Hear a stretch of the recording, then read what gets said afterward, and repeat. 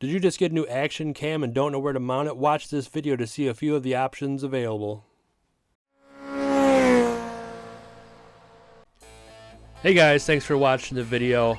On this video we're going to discuss some location mounts for your action cam, be it a GoPro or whatever else that you have. And this mount is hooked onto the mirror facing forward. As you can see, there's kind of a lot of vibration. I think it's because the mirror is a little too rigid, probably getting a lot of vibration off the engine. See how you can see it wobble. It's not the greatest position, but it gives you that almost like first person type of look, so you can actually see what everybody is seeing straight ahead. Downfall is you can't look left or right with it because it's a stationary mount, but you get to see the straight ahead, which is also a plus. I think if we use a sticker mount, it would have taken some of the vibration out of the footage. Almost any little spot in the road makes the footage shake. So this is an okay, but not the greatest spot. If you're into selfies, this location is for you. Mounted on the mirror facing backwards towards you, you'll be able to see all the action as it passes you by. It may suffer from some of the downfalls of the forward mount due to the mount location on the mirror, but on the positive side, you get to see your reactions and how you handle the situations. You also have other options on this mount. You could also kick out the camera just a little bit to see the lane next to you. You can bring the camera up just to see your face, or even bring the camera down so you can see your clutch hand, or if it's mounted on the opposite side, you could see your throttle hand if you're more into researching your track days. The next mount is a rear peg on the right side facing forward. This is mounted on the peg with a handlebar type of mount, same as what I use for the mirror mounts. This view gives you an excellent view of the road as well as the brake action done by your foot. With the ability to see upcoming traffic on the right side if you're in the left lane of the highway, it's also great for filming the scenery if you're just going out for a cruise. This view does suffer from some vibration, but depending on the type of action cam you have, it may be able to correct it.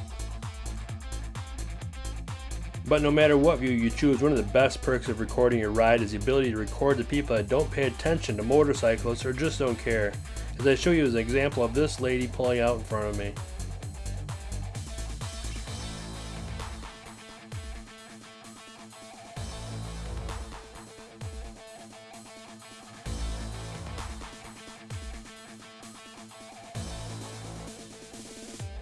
Next mount is a rear peg facing forward on the left side.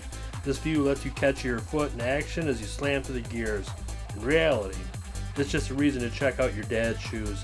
Nothing says speed like a pair of Brooks on a Hayabusa. Most will be lining up from here to the PTA meeting. Catching drivers that make you wonder how they got their license ranks high on the list for reasons to mount a camera on your bike. Like this person that makes a right turn onto the expressway, then after making the turn, decides to stop, as seen here. You fool! Besides seeing the dad shoes and getting passed by supercharged minivans, this location has its benefits. It puts you right in the action with a low camera mount, so you can see the details of the road as you pass by, as well as seeing what's coming your way. This mount location on the rear peg facing backwards is one of my favorites. With a low action shot, it makes you feel more immersed in the situation. It also lets you see everyone you pass as their vehicle slowly disappears in the horizon. Your view from the left side is basically the same. This view would be a good supplemental view with a forward facing shot, recording what's ahead of them, then switching to the back to show you passing them. Something that racers and drag racers may be interested in.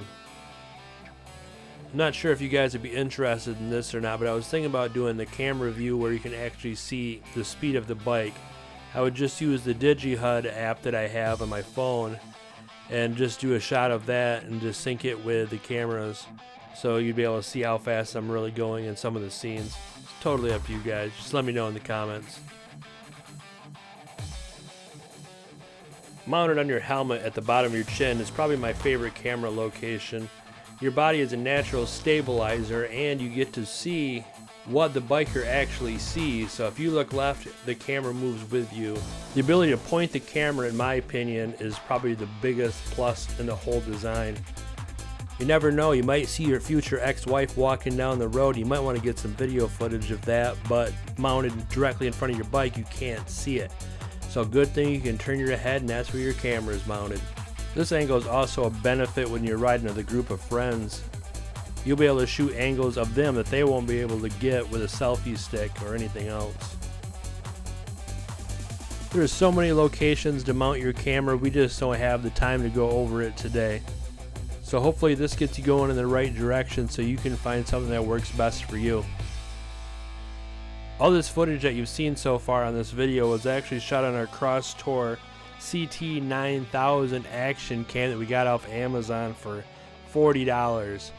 So if you're not ready for the investment to spend a couple $100 on a GoPro, this is probably your best way to go. And at that price, it's really hard to beat. It shoots in 4K, 16 megapixel camera. So we'll put the link in the description if this is something that you're interested in. We decided to throw this one in here anyways. The mount location is in the air with the drone follow. We're using our DJI Spark. You can get it for about $500, comes with a controller. Distance is pretty good. But this isn't something that you'd want to take out on the road because it wouldn't be able to keep up. It maxes out about 25 to 28 miles an hour. But just for a little B-roll footage like this, it's perfect. We'll also include a link to the DJI Spark in the description below if you're interested in getting one of these. We've actually used drone footage in quite a few of our other videos, but if there's anything else that you would like to see us do a review on, bike-wise, bike gear-wise, just let us know. Leave a message in the comments. And thanks for watching. Be sure to like and subscribe. I'm Chris with Hit the Gas.